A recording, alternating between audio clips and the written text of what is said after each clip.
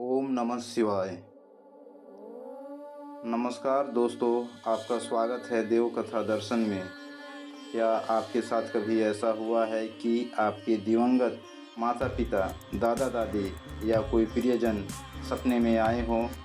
कई लोग ऐसे सपनों से घबरा जाते हैं। उन्हें लगता है कि कहीं कोई अनहोनी होने वाली तो नहीं, लेकिन क्या सचमुच ऐसा है? गरुड़ पुराण इस विषय पर एक अलग और गहरा दृष्टिकोण प्रस्तुत करता है। शास्त्रों के अनुसार मृत्यु केवल शरीर का अंत है, आत्मा का नहीं। जब कोई व्यक्ति इस संसार से विदा होता है, तब उसकी आत्मा एक निश्चित यात्रा पर निकलती है। इस यात्रा के दौरान यदि अंतिम संस्कार, श्राद्ध, तर्पण या अन्य आवश्यक धार्मिक कर्तव्य पूरे न हों, तो आत्मा अपने प्रियजनों को सपनों के माध्यम से संकेत दे सकती है। लेकिन इसका अर्थ यह बिल्कुल नहीं कि कोई अशुभ घटना होने वाली है। कई बार यह केवल एक संदेश होता है, याद करने का, श्रद्धा प्रकट करने का और अपने पूर्वजों के प्रति कर्तव्य निभाने का। गरुड़ पुराण में एक सुंदर कथा मिलती है।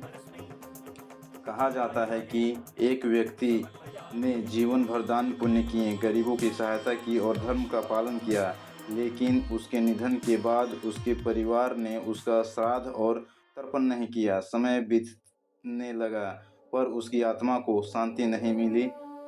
वह कई लोगों के सपनों में दिखाई देने लगा, लेकिन कोई उसका संकेत समझ नहीं पाया।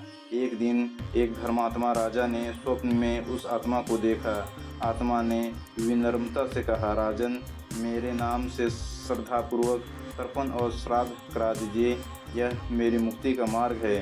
राजा ने बिना किसी स्वार्थ के वैसा ही किया। कहते हैं कि उसके बाद वह आत्मा फिर कभी किसी के स्वप्न में नहीं आई।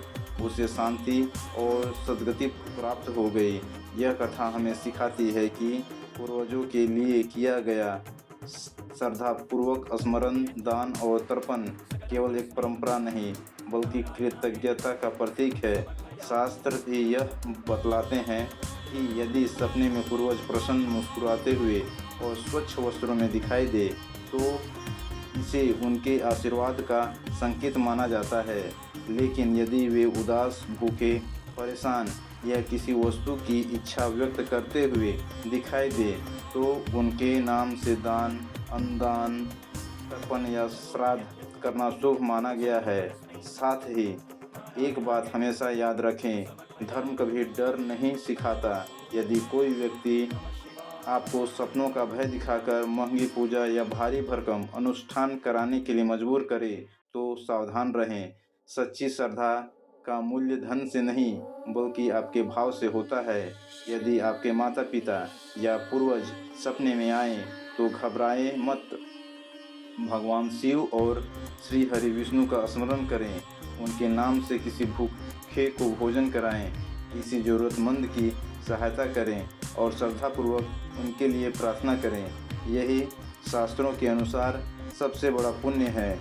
याद रखिए, पूर्वज हमें डराने नहीं आते, बल्कि अपने प्रेम, आशीर्वाद और कभी-कभी अपने अधूरे संदेश के साथ हमारे जीवन में आते हैं।